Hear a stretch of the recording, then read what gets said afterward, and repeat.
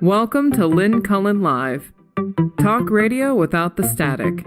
Email your questions and comments to lynncullenshow@gmail.com. And now your host, Lynn Cullen. Hey there, and welcome to ya. It's August 8th. Good God. And it's a Tuesday, so Suze is here. Hi, Suze. Hi, just barely. I was reading, and I looked and it was 9 o'clock. And then, of course, I couldn't dial the number. I couldn't get it. You said 9, I think. What do you mean 9?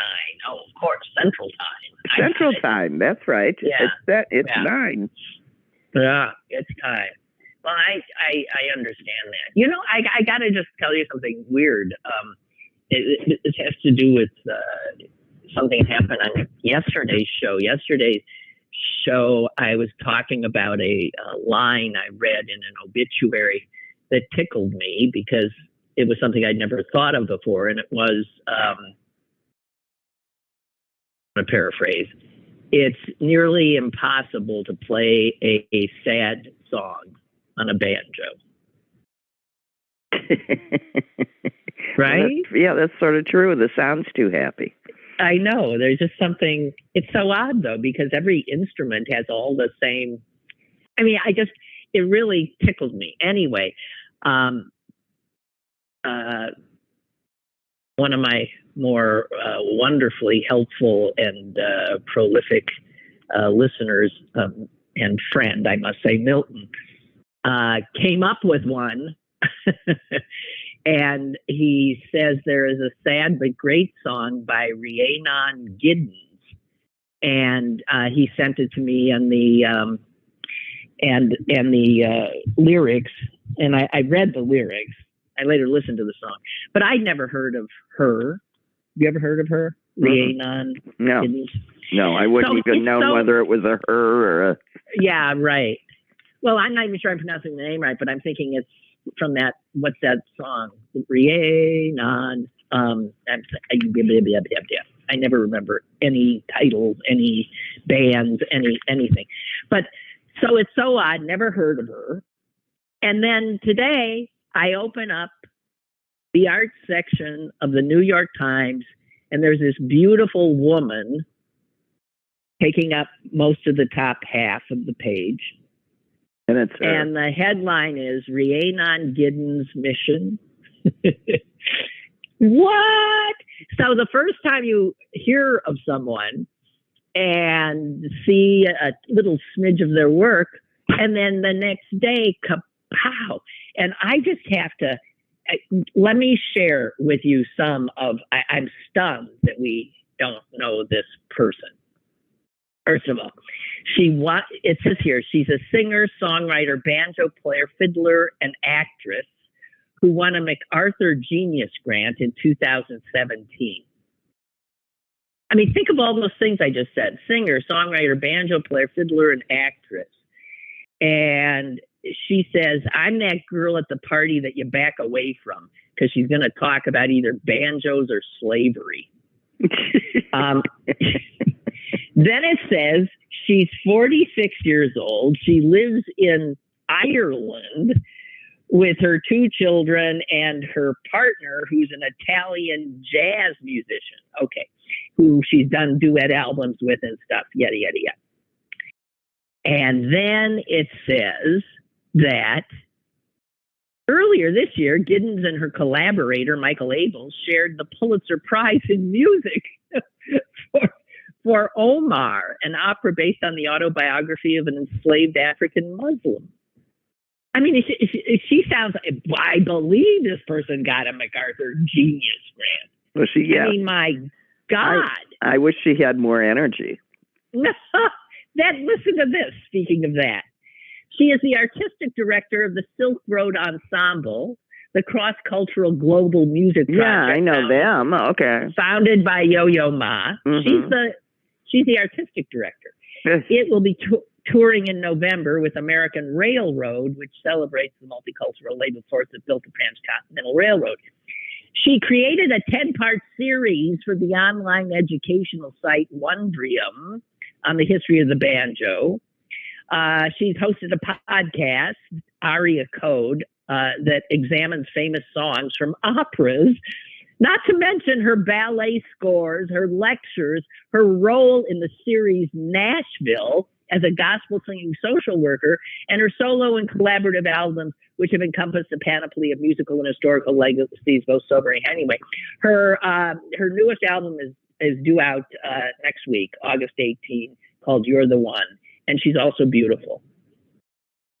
Okay, I'm just going to say that's not fair. How come she gets it all? That's not fair. I don't know. How come? My God. Rhiannon Giddens. Yeah, I mean, we could make a whole song about that. I don't think that's fair. I think I'll vote for Trump. Oh, God. I'm just, I don't know. I'm just blown away by it. Anyway, so I just wanted to share that with the audience, since they were subjected to me first learning of her existence yesterday. And I just wanted to tell them, as Paul Harvey used to say, the rest of the story. Oh, my God.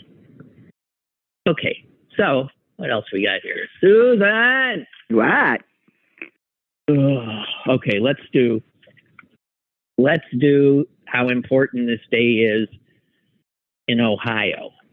Oh, geez. Yeah. Every time there's one of these votes, I'm just sort of vaguely diseased all day, you know? Yeah. Oh, yeah. Oh, yeah. And if anybody's unaware of what we're speaking of, Ohio has scheduled a very important vote on this day, which is a bizarre time to do it. Even Ohio has said they should stop holding any kind of election the second week in August. You do it the second week of August because you hope it's a low turnout. There. That's right, because everyone's on vacation, no one's paying attention. And it doesn't work for these kinds of issues. It mobilizes for these kinds of issues, and it keeps the wrong people home. Let's hope. So here's but what it is though. This is just voting on a referendum, and the referendum simply is a change. It's called Issue 1, and that's all that's all that's on the ballot. So people should come for this thing, Issue 1, which is somehow about changing the number of votes that you need to amend the state constitution from a just majority to a super majority of 60%. Now, Ohio is one of those Republican-held states, control the legislature, the governor's office, everything. And they're doing this because coming up in November will be the real another vote. Referendum has been put on the ballot, which would amend the state constitution to give a what am I trying to say here? A constitutional right to abortion. Yes, thank you, Susan. So now here's again how Republicans play this game. They know this is coming up in November. So they know they're going to lose. And they know they're going to lose. They're going to lose because these measures in red states have lost. I give you Kansas. Because the majority of people in this country think a woman should have a right to choose. At least some right to choose over her own body and her medical issues. So, unbelievably, these guys, again, go about doing what they are so adept at. And unashamed by. Unashamed by. No, it's done right out in the open. Because they know they cannot win the battle. They cannot win this. The public is against it. They cook the books by changing the rules. They also do everything they can to depress the voter turnout, hence this happening today. And unashamedly, it's astonishing. For 100 years, Ohio voters have been able to amend the state constitution with a simple majority vote. That was just fine and dandy for 100 years. Well, in Missouri, when they have these referendums and the Republicans lose, they just go to the legislature and make a new law that says we are paying attention. Right. Well, I believe, this is really being watched, because if the Republicans in Ohio manage to win today, which means they could well then win in November and keep abortion absolutely illegal in their state,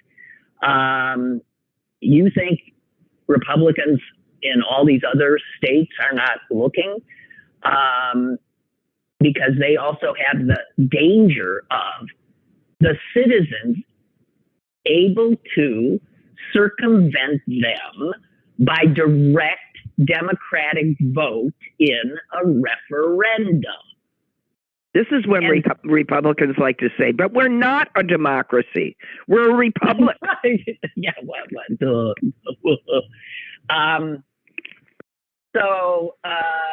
Yeah, it says right here, Susan, that Missouri is intending to follow suit. Watching this closely. Yes, North Dakota, Florida, they're all trying to make the ballot initiative process much more difficult, because they know if you let people vote, and the majority wins, they lose. We have minority rule in large part in this country. Of course we do. And guess who the minority is? White males. Yeah, that's the thing. Yeah. White, conservative, Christian, or ultra-religious males. And their obedient wives. That's the minority. Heterosexual, right. Oh, my God. I was just thinking today, because I have recently learned of two sets of people that I know who are moving to Florida. I had two thoughts about this. One of them was, good, they'll do just fine there. We'll just put all those kinds of people down in Florida. Oh, okay. The second is, and one of these people is like an economist, why would anybody buy a home in Florida when the insurers of said home are leaving the state as fast as they can? I don't even know if you can get insurance there anymore. I don't know how you buy and sell a home I've heard people saying it both ways. I'm leaving Florida. You can't even get insurance anymore. And then you go, so who's going to buy your house? Yeah. And even if you manage to get insurance, which, by the way, won't really matter, you're going to send in 3 times the amount of money, and they're still going to go bankrupt on you and not pay your claim. And Florida's going underwater, guys. And I just want to say, Susan, anybody, who are these idiots who keep buying property in the states that are sweltering, where you can't even live, where they're especially dangerous to older people because of the heat? What are they? Is winter so And their public policy is to withhold medications that might save your life. I know. So, go. I think that's a great idea. Go to Florida. Go to Florida. But every time I hear it, I just go, well, there are 2 things happening in Florida. People with children are packing up and saying, holy hell, and getting the hell out of there. And they are. Yeah. Most of the first ones running had trans kids and kids with gender issues. But they had to leave to save their kids, physically and emotionally. Amazing. And then the rest of them, if they think for 2 seconds, have to leave so that they can get their kids an education.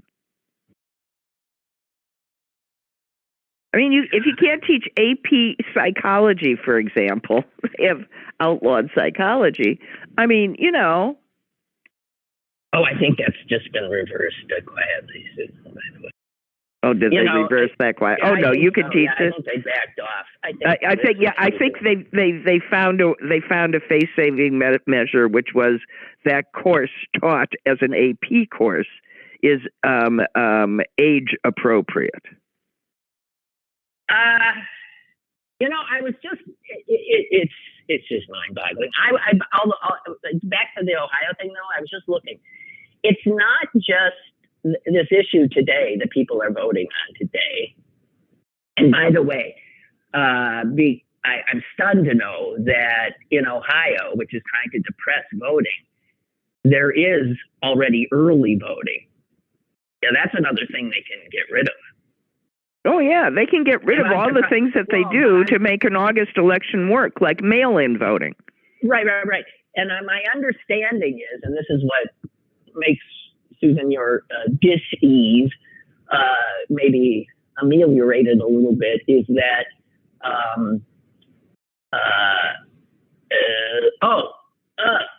Susan! Totally lost track of that. You're gonna of where you are. You're gonna tell me that their mail-in vote or their early voting has already. Oh, it's huge. Yeah, it's huge. Yeah. Good thing I know. Good thing I can finish your sentences, sister. Oh God, thank God. Goodness, you're listening. I appreciate that. Yeah, they already got 500,000 votes in, and you can bet those are very interested folk who are probably on the right side. But I wanted to point out, it's not just issue 1 says,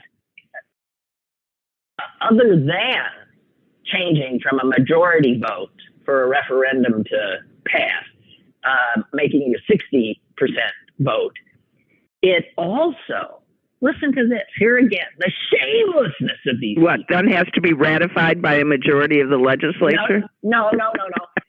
This has to do before you can even get, this is it requires 100% vote of 100% on wait. Before you can even get it on the ballot. How many people have, how many signatures? Well, it's not just how many. You would have to collect signatures from every single one of the state's 88 counties. There has to be a certain number. So, where it stands now, you can't just have signatures from, like, say, the 2 most populous counties. The way it is now, to get on the ballot, you have to have signatures from at least half of the state's counties. 44 counties. Now that requires a lot of organization and work. They decided that's not enough, and you need to have signatures in every single county, 88. It just adds burden after burden after burden to attempt to keep these things off the ballot, away from the eyes. It's just amazing. I mean, how polluted and crazy the concept of state houses has become. That in the majority of states, we elect people we don't want because our votes have been discounted and gerrymandered out, and then they just sit there and laugh at the people that are telling them who they are supposed to represent and go off about their business and do what they want. And until people get angry enough about that to make that kind of behavior inappropriate, not only inappropriate, but it ain't going to work anymore. They'll find a way. They found a way in Wisconsin, and she was sworn in 2 days ago or a day ago. And now we're about to be allowed to ungerrymander our state. Right. You get to work. Yeah. You want to, what Susan is underscoring is these Republican strong arm, anti-democratic Republican tactics might have been going on under the radar for a while, but they have gotten so blatant and emboldened by their supermajority legislatures and power. Well, basically, they're pissing off and waking up, right? Yeah, they've become untethered from democracy. Right. And when pressed on being untethered from democracy, they'll tell you flat out, you ain't living in a democracy. So, I mean, there's nothing more that they can say to me that I need to know that these people have gone over the edge from the other side to undemocratic, un-American, bordering on treasonous groups that have seized control of our government. That is not an overstatement. That is a valid, clear description. Yeah. Yeah. By the way, I also wanted to point out, I saw a factor that I think I'd left out of the discussion. You know, all I could think of was the word argument, and we're not arguing. Out of the discussion was there has not been a vote on a ballot initiative, something that's important, in the state of Ohio in almost a century, in August. That's how mad they got those people. That's how, that it's not done because, again, it just doesn't make sense. You want to put something for the people, you don't do it in this for 100 years. And I will tell you, in Missouri, after getting, referendum after referendum through, and then having them actually, quite literally laughed at when they got to the legislature, and the legislative response being to deliberately pass into law. We passed no concealed carry, like the very next day they passed mandatory concealed carry. Missouri, that's what they've done. And in Missouri, honestly, people have just given up. I left. Well, I know a lot of people that are leaving. They can't change it. They're leaving. We're going to, and it's happening all over the place. There's going to be these red states where people like us don't live anymore. Yeah, but you could argue that that's just, that it exacerbates the problem. Of course it does. Sometimes maybe better to stay and fight, but if you're in Missouri, I'd get the fuck out. Yeah. I also would if I were in Florida. But yeah, it depends, I suppose. So, there are certain places that if you're a woman, you just shouldn't live in this country. Or if you are a mother, you just shouldn't live in this country. Okay, I want to talk quickly about the obit of the day. The William Friedkin. Yeah. Director of The Exorcist, among other things. Yeah. The Exorcist and The French Connection. Those are the two biggies. I want to say, and I think I admitted this recently I know I admitted it to my son, who was so shocked he didn't believe it, and I might have admitted it on the air. I had not watched The Exorcist. I haven't either. I couldn't. Oh, well, I watched it maybe a month or two ago. It's excellent. It's excellent. That happened in St. Louis. That's a true story. An exorcism. It is a truish story. Yeah. So anyway, I did want to point out that it wasn't The Exorcist I wanted to talk about. It was The French Connection, which I also started to watch relatively recently. Again, I'd seen that a million times. But I was blown away by the just casual racism of the movie. Just the the cop that Gene Hackman plays is just the most loathsome racist. And I'm sure in all the other times I've watched it, you didn't even notice. Well, I noted it. But it was, that's the way people, whatever. And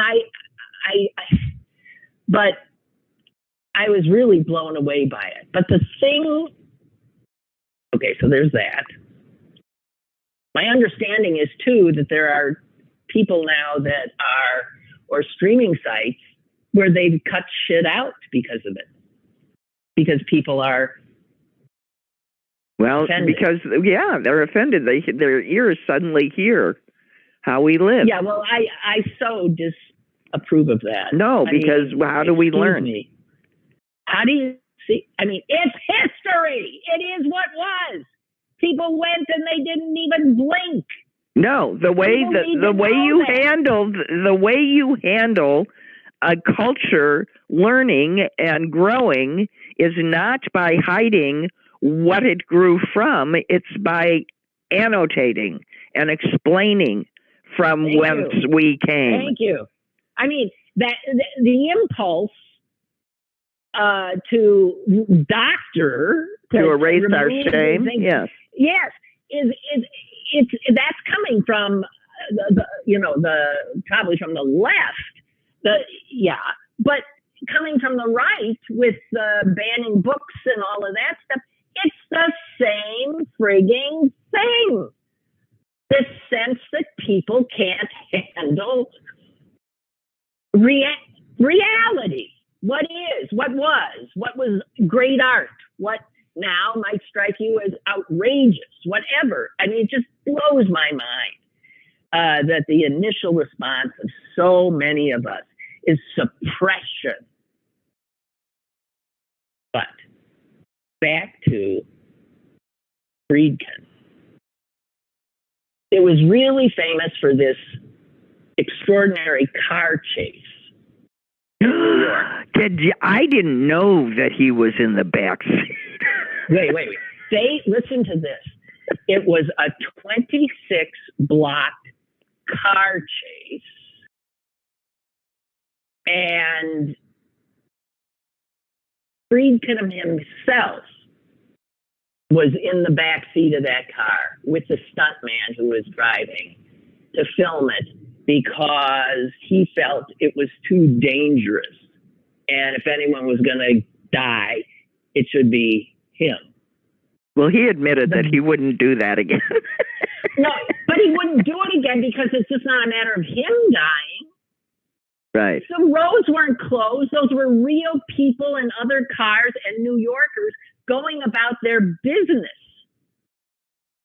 Well, there was no cinema verite, Lynn. Cinema verite. Yeah, well, you can't do the crashes that occur that you see in that scene are real. They were never supposed to occur. People's lives were in danger. He later said everybody who was in that sequence could have been killed. By the grace of God, no one was hurt. I would never do something like that ever again. And you gotta wonder how he was allowed to do such a thing. And you find out. He slipped $40,000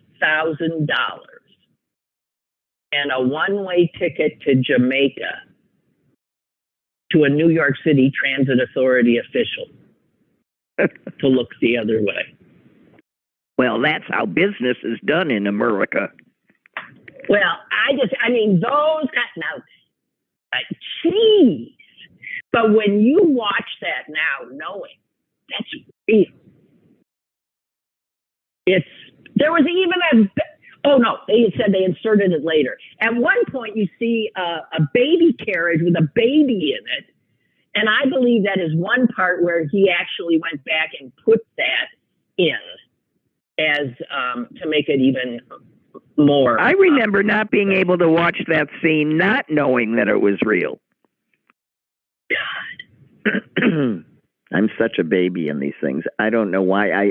It's probably why I have not pushed myself to go back to the movies, because I admitted that I sat there with my eyes closed through most of them. Yeah, I tend to do that.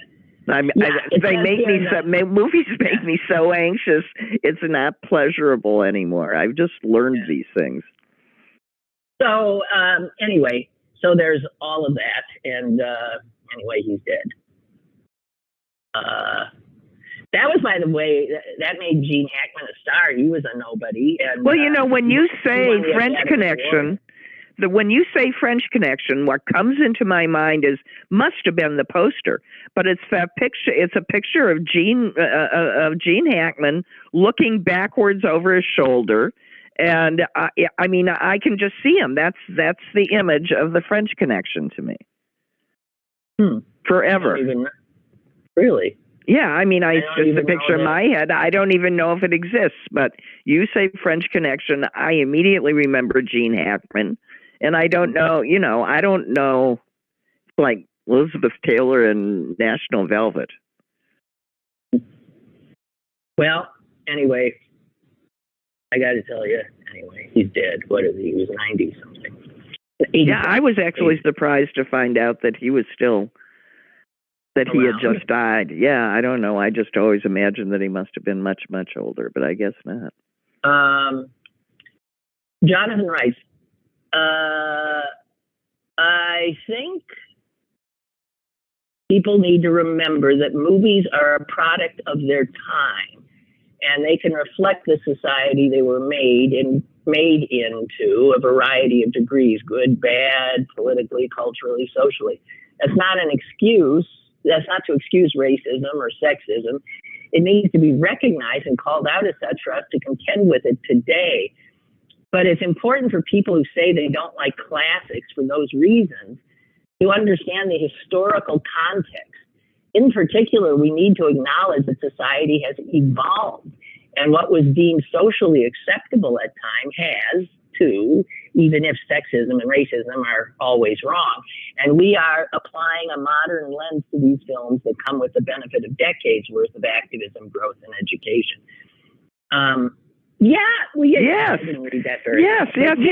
Yes. That's the point. If you don't, it's only because sometimes it's helpful that in order to continue progress, you're able to look back and see that, yes, we can make progress. We can grow. I'm thinking of like a string. If the impulse is to cut the string that tethers you to the past, then you can never have a sense of where the progress that's been made or where you come from or why certain ideas, persist and blah, blah, blah. You can't, it's not all. No, if you cut the string, if you've cut the string, then you've hacked off your roots and you're holding on to something that's untethered and that leads you nowhere. That string is your guide wire. I don't know how people don't understand this. And it's not as if you decide you cannot speak of that, it's too unsettling, that it doesn't still exist, whether you're willing to acknowledge, for instance, our history and racism and all the other isms,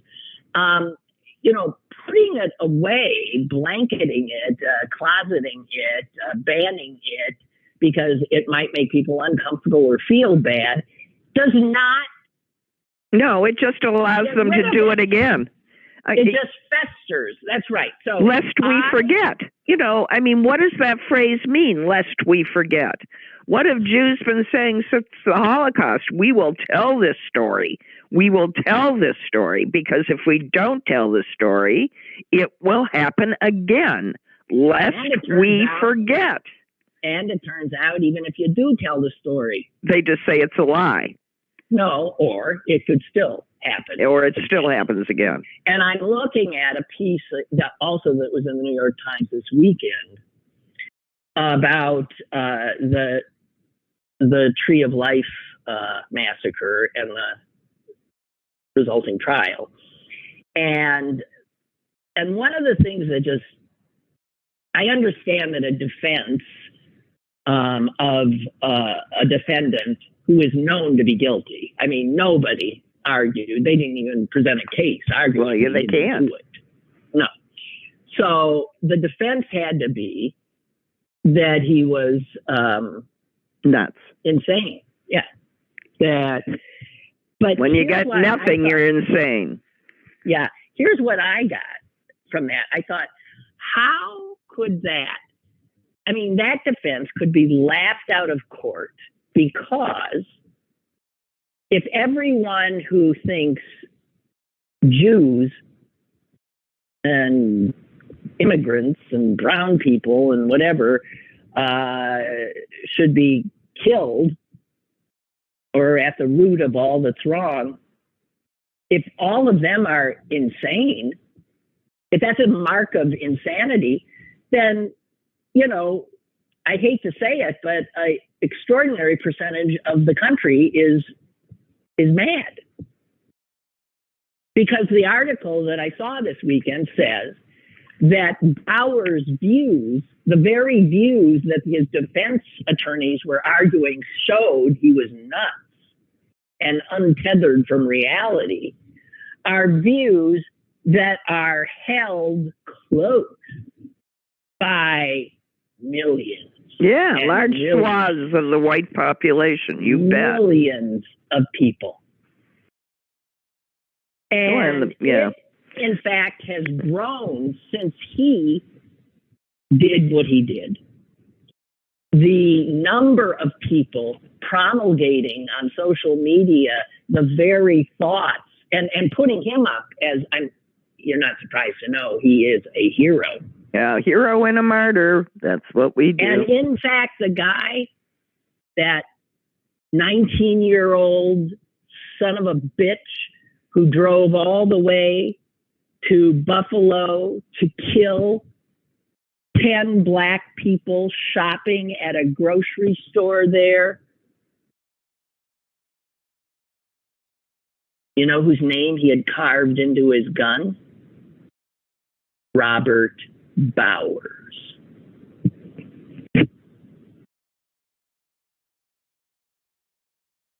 Yep. So this begets more and more and more. And we know who the perps are. They're almost all these lonely, pathetic white men. Right? Mostly, yep. God. And yet, the very thing that spurred him on, that he believed in the Great Replacement Theory. He believed that Jews were funding the immigrants that were coming across the border to take white people's jobs and replace them. And this was a Jewish plot. That was standard fare on Tucker Carlson's Fox News show, The Great Replacement. There are people sitting in the halls of Congress who agree with the Great Replacement theory. Speaking of which, and just an aside, isn't it pleasurable to so rarely hear that name? Yes, that name. I know. I was sort of dismayed you said it. I mean, sorry, but he'll be back. He's tried, and it didn't work, his first attempt. Well, so don't worry about it. All right. Okay. So, excuse me while I suppress a belch. Hello? We have a caller. Hello? Good morning. Good morning, Roger. Hi there. Hey, regarding like some movies that they're trying to suppress or they're cutting things out, is it the people who should be offended doing that, or is it just a bunch of privileged white liberals who are suppressing that type of thing. B. The answer is I think it's B too. I think it's prissy do-gooder. It's people that think that they know what people not them are thinking. I think it's a further diss, if you want to know the truth. A further what? A diss, D-I-S-S. It's just it's another insult. Okay. I mean, when it makes me think of when I know Bill Maher years ago is like getting angry at Berkeley because they're supposed to have Ann Coulter speak and they protested so she didn't speak. And he's not a big. He likes having her on her show, but he doesn't believe in her views. But he says, "But we need to. You just can't shut them down because the other side's going to shut you down, and that's wrong too."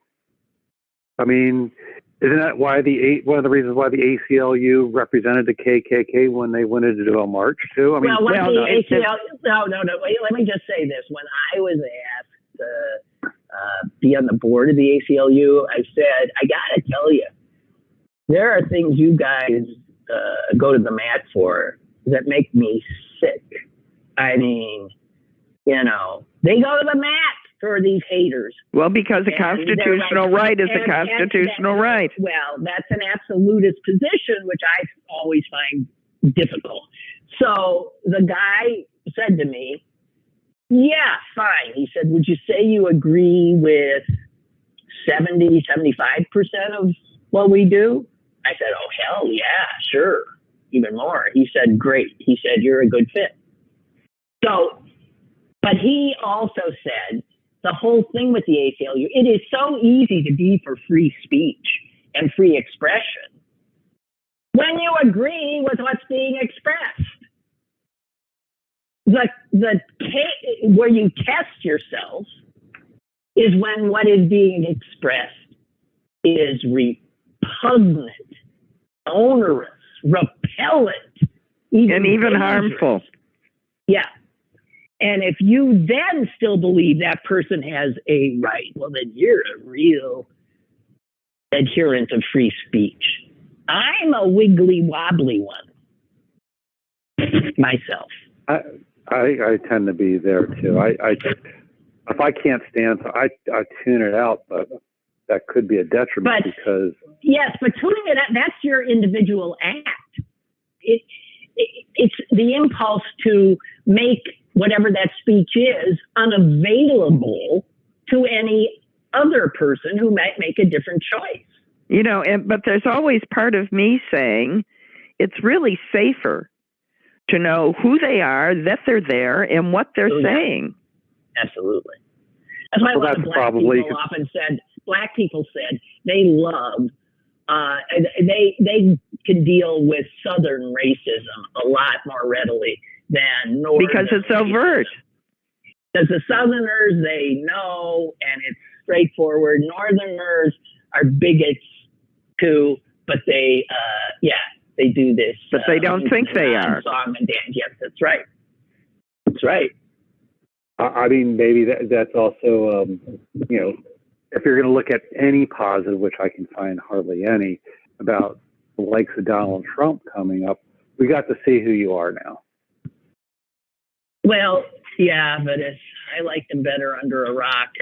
Well, the problem with Donald Trump is he took a lot of people that weren't radicalized and radicalized them. So it's not like he didn't have an effect for the worse. I mean, yes, we see these people. Yes, we see with dismay but he created how more. Easily he could make so many more of them. And that's the scary part. That there are that many people that are that comfortable making themselves feel better by assuring themselves that there are other people lower than them, or than they, excuse me. Yeah, I know. Well, it's good to know who are. Well, I almost said enemies. That's not true. They're people that, unfortunately, they're people we care about. And I guess I use the word disappointed a lot. I'm sad. I don't get angry as much as I I get disappointed and sad. You know, when we talk about things like this, because you like who and why, and it's like, would you want your children to talk like this person? And because if they did, you'd bend them over your knee and you'd spank them. If your children behave just like this, but you're behind this person 100%, and it's just, I mean, I have sisters I'm really close with, and we just cannot go there. We cannot go there. And it's just, and the whole time I'm just like this, it makes me sad. You know? Okay, well, you go be sad.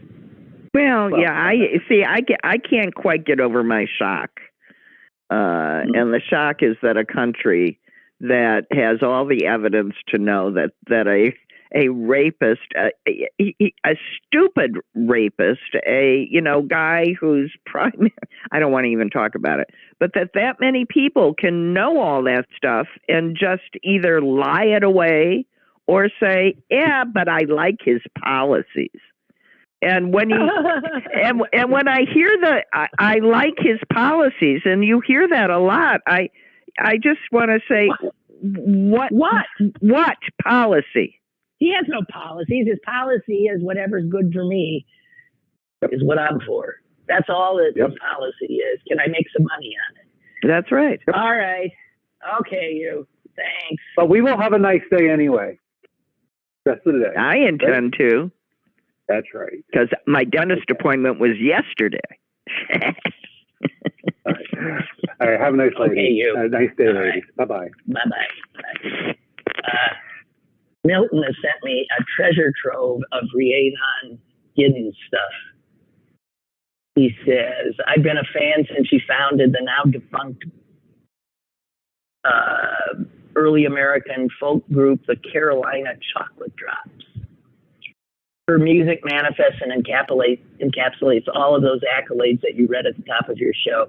I hope you'll listen to more of her music. And he says, when it comes to pronunciation of her name, think about it's Fleetwood Mac. That's it. The Fleetwood Mac song. Rhiannon. Yeah. Anyway, yeah. Well, I will. Thank you, Milton, for that. I will enjoy what you sent, I am sure. Speaking of the horror of Donald Trump, I wish somebody could explain to me how a person can be told that you are not to talk to possible witnesses and or not to threaten or intimidate. And he's been told this now by how many judges? And then he responds with, if you come for me, I'll come for you. I'm coming after you. I mean, in all caps, a clear threat to anybody in the case. That'd be the judges, the prosecutors, the jurors, whatever. And if any other defendant, he'd be in jail. But the problem is, the president is entitled. This is their final fallback position. He is entitled to Secret Service protection. That's correct. So if you throw him in jail, you have to imprison his. That's the theory. I'm saying no. I think all of these perks come with little asterisks. And if your behavior is so far outside the realm of presidential behavior, then you lose some of the perks. We'll just substitute that guard for prison guards. It's fine. Well, I don't. They are now saying, obviously, he's going to be convicted in a number of these cases, and anybody else would be in jail. But a whole bunch of people say that they don't think he will because, first of all, this has never happened before, so we don't know. The fact is, our law says a former president, unless he waives it, which Richard Nixon, by the way, did, is to be protected by Secret Service for the rest of his or her life. So I can see where you could put him in jail, and the Secret Service is on a an 8-hour shift. And one of them that's the job. Has to sit with them in jail for. You can also deputize a whole different group of people to be the Secret Service. It doesn't have to be his current bodyguards.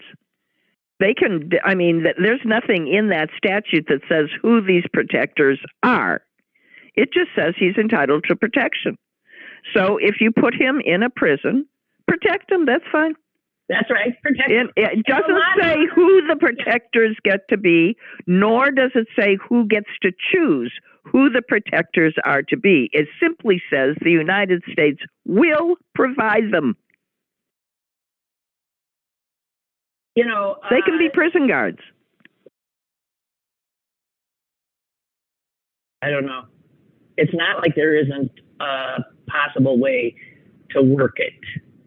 To all these people that are thinking of all the reasons why you can't lock up a president, I'm going to say that either the president is a human person citizen, just like all the other human person citizens of the United States, subject to all of its rules. There's no, once you get to be president, you're excluded from having to obey anything. And if you rob a bank, we won't put you in jail. If you do this, we won't put you. No, he is a citizen that is allowed the protections of this country like any other citizen, but no more. He isn't an emperor. He isn't a king. And if he does things that warrant a prison sentence, he should effing go to prison.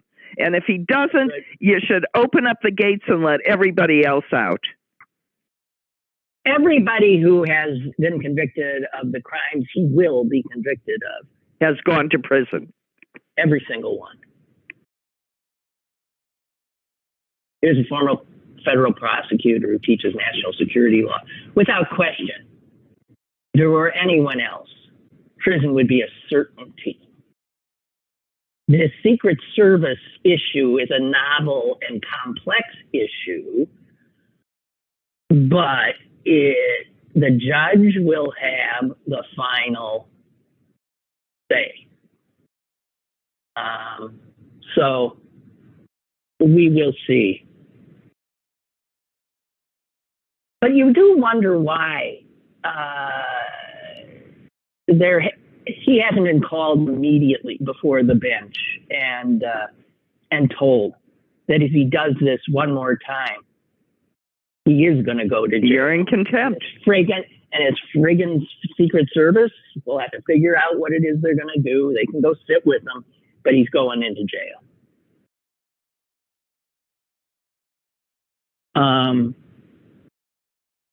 And if they don't want to go, they'll appoint someone else who will.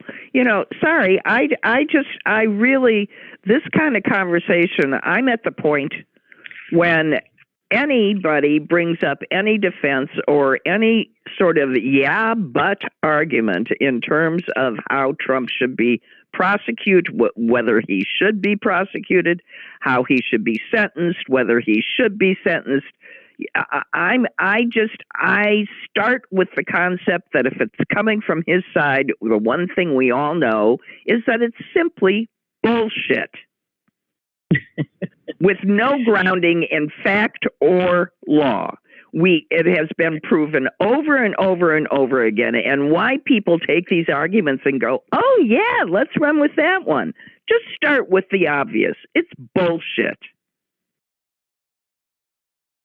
It is. He's a citizen, period. That's the end of the conversation, period. Can you imagine sentencing him to house arrest? Can I pick the house? Yeah. What, he gets to stay at Mar-a-Lago? Give me a friggin' break. He should be denied, the only house arrest, yes. Can we pick the house?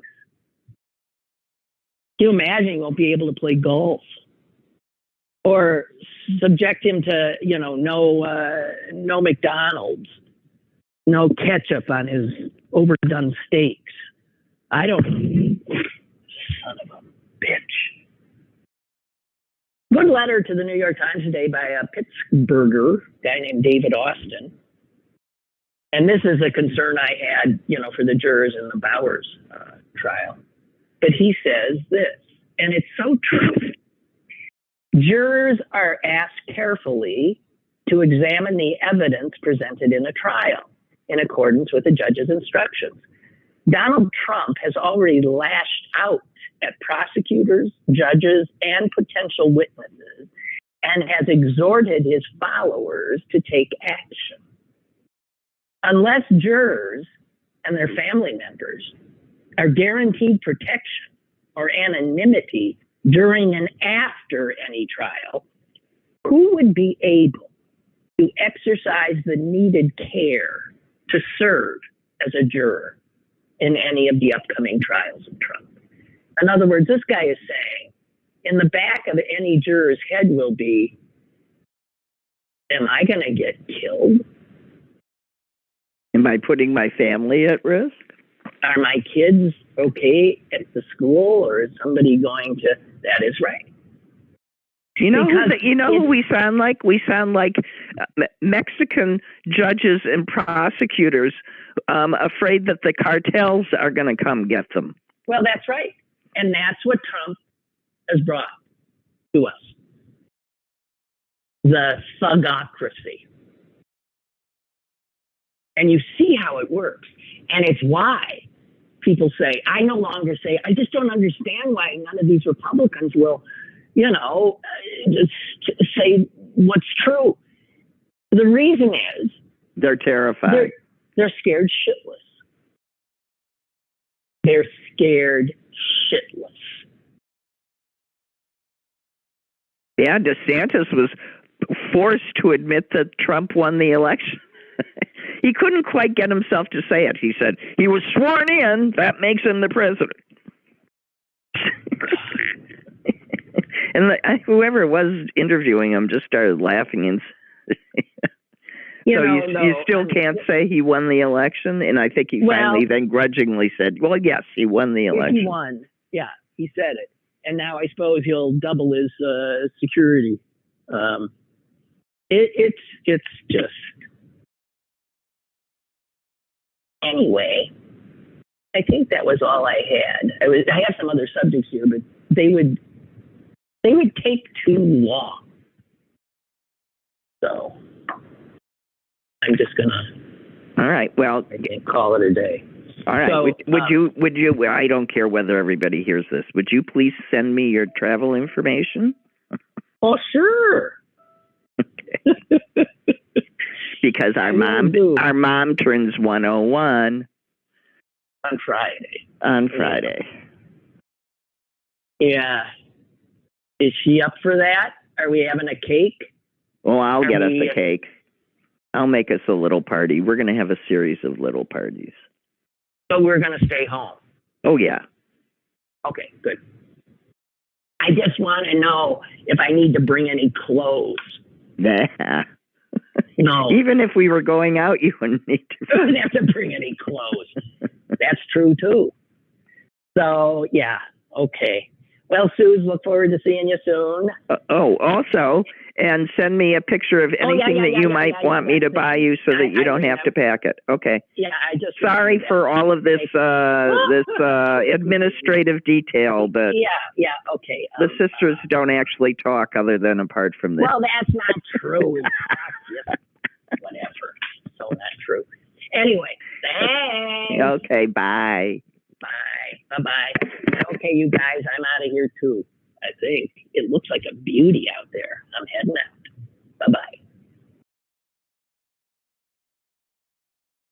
Bye-bye. Lynn Cullen Live, Monday through Thursday from 10 a.m. to 11 a.m. and archived at pghcitypaper.com.